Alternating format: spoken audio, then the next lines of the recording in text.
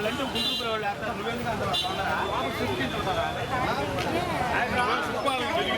మేమేమో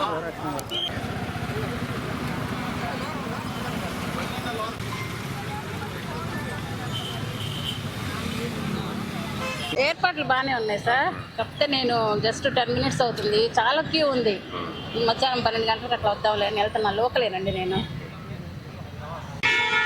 కొంచెం స్టార్టింగ్ అయితే లేట్ అయిందండి, తర్వాత అయితే అంతా బాగానే ఉంది, ఫ్రీగానే ఉందండి. లోపల కూడా 2 మినిట్స్లో అయిపోతుంది.